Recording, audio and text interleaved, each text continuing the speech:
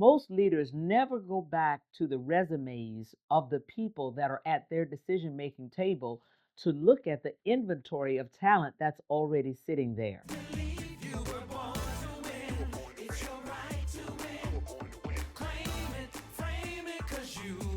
In an environment where innovation is what's driving progress, every organization needs to fully tap into the intellectual and the experiential tool chest of each of its employees.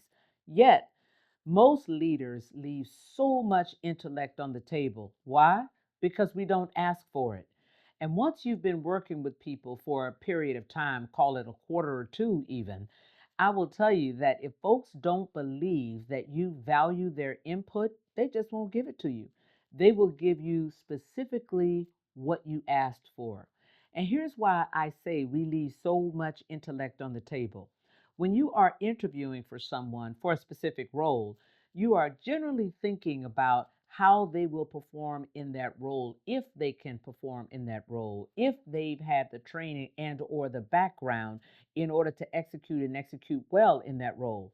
Yet, when you are interviewing them, you see on their resume that there are four or five other things within your organization that they might be able to do.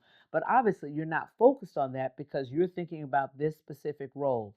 Fast forward two, three, 4 quarters, let alone 2 or 3 years, you now have a need in your organization for this. Most leaders never go back to the resumes of the people that are at their decision making table to look at the inventory of talent that's already sitting there.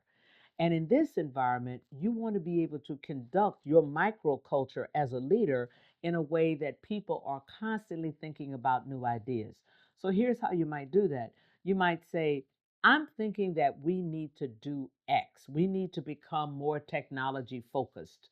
And I'm thinking that the way that we might do that might be A, B, and C. What do you all think about that? Is that a good idea, bad idea? Do you think A might work? Do you think B would work? Which one would you think would be better on a relative basis? What haven't I thought about? Now, this is what I'll call the Harvard Business School style of engagement. Now you say to people around the table, Robert, what do you think about A? Jenny, how do you think about B? Okay, Carl, do you think B is better than A? Hey, James, have you thought about what else we're missing? Is there a D? Is there a E? And my rule of thumb is that you do this 4 times with your teams. Now they will start to realize that there's a rhythm where you're going to be asking for their input, even if they don't offer it. And one or two things will happen.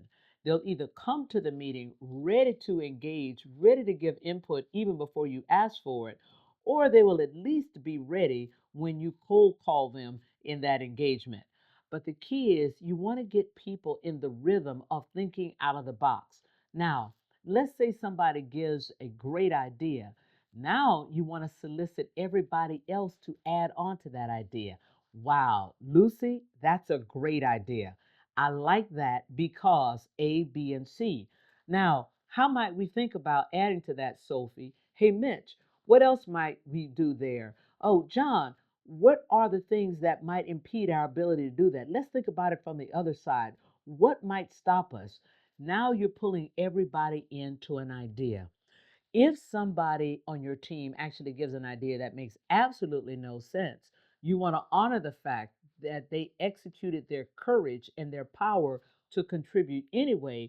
And you might want to say, oh, Mike, that's an interesting one. That's an interesting one. I'm not sure the organization is ready for that now, but that's an interesting one. Thank you for that contribution. And then you move on to the next thing. You said, I heard you. Not your problem, maybe the organization's problem, Mike, and thank you. So now Mike feels that he can try again the next time. And that's the kind of culture that you want to foster to get people comfortable and interested and excited contributing their best ideas in whether it's a weekly meeting or a town hall forum. Go get them. You're born to win. You're born to win. You're born to